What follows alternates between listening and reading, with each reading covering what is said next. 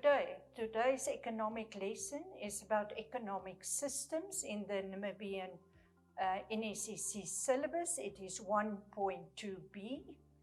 We will look at the different economic systems. You get a traditional economic system.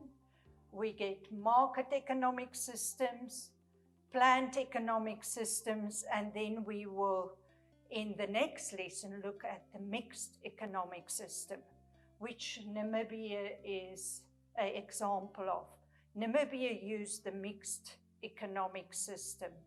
There are no country in the world that purely use the market economic system, but we will look at countries which is examples of market economic systems, although that they don't have 100% the features of a market economic system. Okay, this economic systems that we are talking about is what each government use to manage their economies. They use these features, which we will discuss, to manage the economy of their country. Okay, for you to remember, if you work on a market economic system or a planned economic system, there are other names that they can also call a market economic system. They call them sometimes a capitalist system, or they call it a planned economic system, a command economy.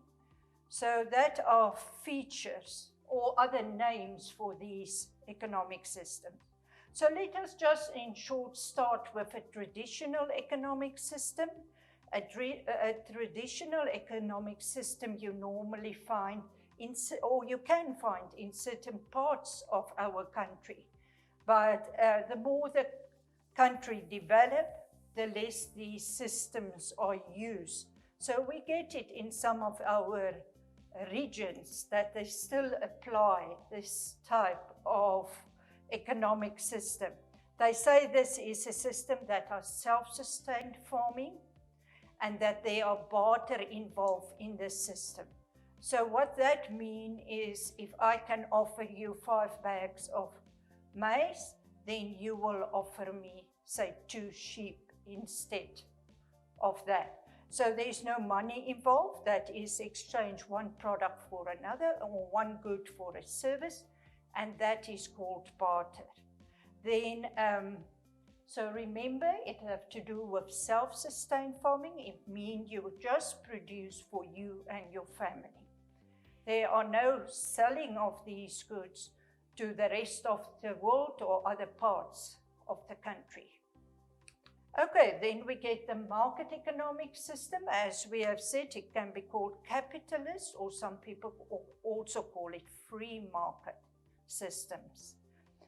Okay, a free market system has certain features that all resources, all assets, all firms are privately owned in this economic system.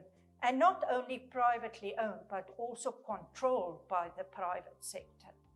So prices are influenced by the price mechanism, or as we can say, by the demand and supply for the product. No influence of the government in any of this. The aim of this economic system is that they maximize profits. So that is what if they start up a business, that they take that in mind. When they allocate resources, they take this aim of maximizing profits in mind. Okay, all resource allocations in this economic system, which we call the free market system, is according to the demand. So that is what the consumer wants, the quantities it wants, and the quality it wants. And as I said, allocation of resources is according to the demand and the supply. What is the supply about? What the producer can produce and in what quantities and how you will produce it. So this allocation of resources, in short, depend on what the demand is, and then that is what will be supplied by the supplier. Okay, the last part of economic systems, there are very limited government influence. The government influence in this economic system is mainly about the security and defense of the country. Okay, the next economic system that we are going to discuss and look at features is the planned economic system. Here I've already said to you that it can also be called a command economy. Some people call it a centrally planned economic system or economies. The aim of this system is not to maximize profits. Their aim is to improve the welfare of everyone in the country equally. So it doesn't, in this economic system, the welfare or the standard of living will not be as high as in a market economic system. That is, but it will be more equally distributed. So very important, they improve, their aims is all to improve the welfare, but equally. Okay, so, and if any profits is earned by any government business, all the money go to the government, and the government use this to improve and provide an equally shared wealth in the country between all the citizens. Then the government is also, in this case, deciding on what the price will be for products. So the government set on all products, goods and services, the price. The government in this planned economy have set up a 5-year plan. They employ officials to do it. And here they decide on what the production decisions will be, who will produce what and in what quantities. The government also make consumption decisions. They decide what the consumer wants and in what quantities they need. For example, bread, how much bread each family needs. So in this case, you can see the choice of the consumer is very limited if the government decide on your behalf what your consumption decisions will be. The government also make distribution decisions. They will allocate it, the goods and services to whomever they see or to whomever they feel need it. That is what the government do. They will also decide in what quantities and qualities they will distribute it to me and you and everyone that are involved in this economic system. Okay, just an important note, never use the words it and things in your explanations. Try to avoid it and try to use, not say the things, you'll rather use the word goods and services or products if you talk about that. Okay, you can use a group work in this class and let your students work in a group, and you can look at these features that we have discussed of the market and the planned economy. And you can decide, I give you 10 minutes normally for that, and you can decide what is disadvantages of each of these economic systems where you come to the market and the planned economic system. Okay, after 10 minutes, we can look at the disadvantages of a planned economic system. There's no choice because the government take away that choice. They choose on your behalf. So no choice in quality and quantities of products that you want. The planning of the government, where they use this 5-year plan, is normally also, or oftenly, also out of touch with what the consumer really wants. And then there is no incentive for workers to work in these businesses that belong to the government, because you have heard in the previous, or seen in the previous slides, that all the profits of the businesses go to the government. So it's not that if you work more that you will earn more or you will share in the profits. So that's why they can say there's no incentive. Please remember, in a planned economy, all resources belong to the government. That also means all businesses belong to the government. Okay, then the quality of the products that are produced is normally very poor, because there's no competition between firms.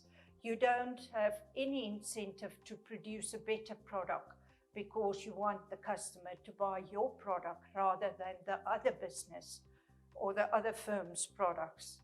This 5-year program is also very costly and take up a very long time. So time consuming is also a problem. In this planned economy, another disadvantage is that you often get situations where you have shortages or surpluses of goods and services on the market. And then, because you're working with this 5-year program, it takes a very long time to solve these shortages and surpluses. Okay, now we look at a market economy, and we will look at what is bad and what is a disadvantage for a market economy if you use it. In this economy, the prices can sometimes, you remember I've said prices is set according to demand and supply, but sometimes prices can be very high. And that is not, especially if there are only one producer of a product. If there are only one producer, we said that this producer has monopolistic powers or is a monopoly.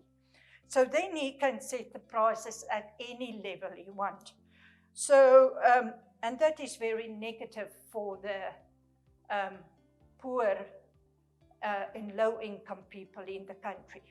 So say, for example, in our country, we talk about NamPower, or we talk about NamWater. They are the only suppliers of water and electricity. And they have monopolistic powers in what they do. So in cases like that, they can actually, in a market economy, set the price at any level they want. And then it will not be good for the poor people, because this water is a necessity for them. Okay, then the second problem about this is, if there are monopolies in an economy that are the only producer of a good and a service, they can force out, because they are so big, they can force out the small firms out of the market, that the small firms can't compete against them and then close down. Prices in this market is also very unstable. Like in a planned economy, you'd know the government set the prices, so it stays the same. But in a market economy, the prices is determined by demand and supply.